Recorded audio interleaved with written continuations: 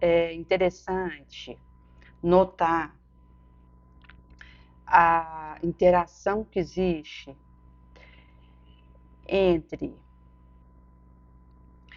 um animal de estimação e o seu dono. Quando se fala do espírito dos animais, se sabe que ali há o princípio instintivo, inteligente, que, de certa forma, é uma etapa que esse princípio precisa passar até alcançar uma consciência mais contínua, menos fragmentária e alçar o espectro de se tornar responsável por aquilo que faz e ser aquele que arguirá em relação ao próprio ato. E essa é uma tarefa complexa, a compreensão desse mecanismo, porque o espírito de Skoll, que foi preparado para orientar esse princípio inteligente, esse germe, na sua deâmbula de uma espécie a outra, tem esse olhar clínico para o momento que esse princípio tem que mudar de espécie. Daí, se há um princípio inteligente numa barata, ela vai, ao morrer, esse princípio já vai animar o corpinho de outra barata. No caso de inseto, que representa 80% das espécies conhecidas, onde você for tem inseto. Tem inseto no fundo do mar, tem inseto no deserto, tem inseto no gelo, tem inseto na areia, tem inseto no oásis, tem inseto no topo da floresta. Onde for tem. E tem espécie que ainda não foi catalogada. Nesse caso em tela, esse insetinho, quando um morre, aquele princípio inteligente que está ali já anima o corpinho de outro. É instantâneo. No caso de um gato, que já é um mamífero, bem mais próximo do homem do que uma barata, em termos de parentesco, haja visto que, pela idade da Terra, não tem como eu, aqui na Terra, nessa plataforma, nesse orbe, ter vindo de uma bactéria e virado eu, nesse período daqui. Isso é inviável. Daí que se sabe que há diferentes raças que animam. Aqui veio de diferente lugar do espaço. E aqui aconteceu uma mistura, quando foi possível para aquele homem pré-histórico e para o que foi pré, antes de entrar na linhagem humana, dar esse salto, porque o espírito veio, animou aquela realidade, aquela matéria, aquele denso, e levou a um salto. Porque o espírito, ele precede o físico, e ele epigenetica. o físico.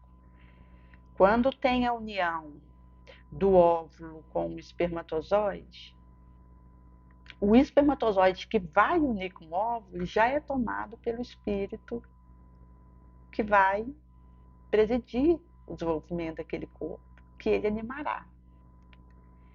E ao fazer essa manobra espetacular, ele já tem uma ação epigenética sobre o material genético ali da união do óvulo com o espermatozoide que ele tomou, que veio 23 cromossomos de um, 23 cromossomos de outro e deu 46 cromossomos, de acordo com a espécie humana, que é 46 cromossomos, que é da espécie, 23 par, cada espécie tem a sua. E acaba que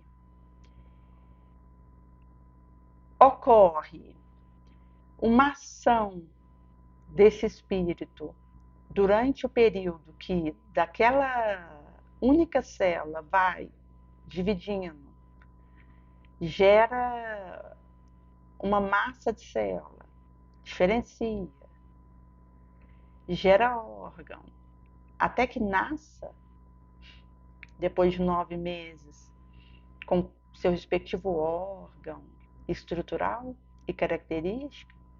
Nesse período, nessa janela, o espírito mexe no próprio gene, de acordo com a necessidade que ele terá. E o espírito de escola que preside aquela reencarnação é que orienta isso. Porque, de acordo com o grau desse espírito que está reencarnando, com a condição dele, pode ser que ele entrou na reencarnação no compulsório. Ele precisou ser conduzido pelo benfeitor,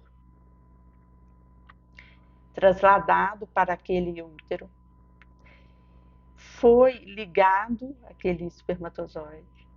E esse benfeitor é que faz essa mexida epigenética, que altera informação via mutação do DNA, de alteração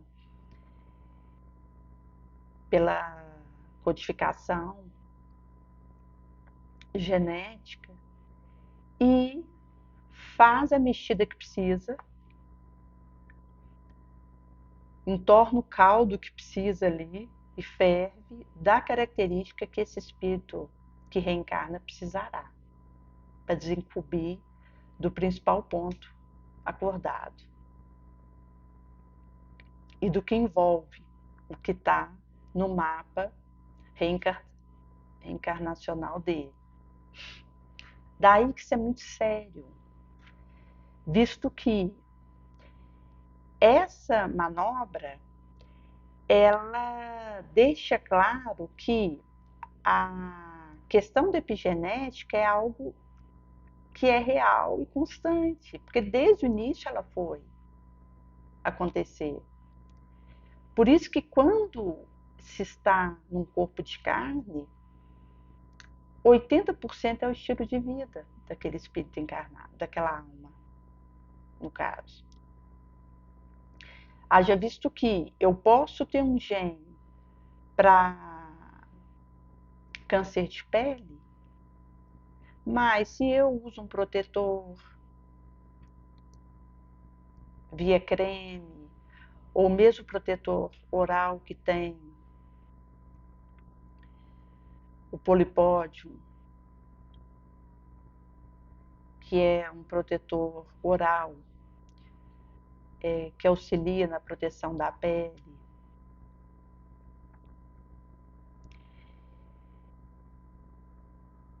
ou um chapéu, uma blusa de manga longa quando for atravessar a cidade em período das 10 da manhã às 5 da tarde, que é o período que tem que evitar sol, com óculos escuro, e faço essa sinergia de proteção, tenho uma alimentação legal, durmo bem, faço atividade física, que é berçário de neurônio, de glial, pode ser que eu não desenvolva câncer de pele, apesar de ter a informação, a receitinha espectral genética. Isso diz que a epigenética que começou no início, que é mexer na informação do gene que veio com aquele cromossomo, isso persiste ao longo da minha caminhada enquanto encarnada.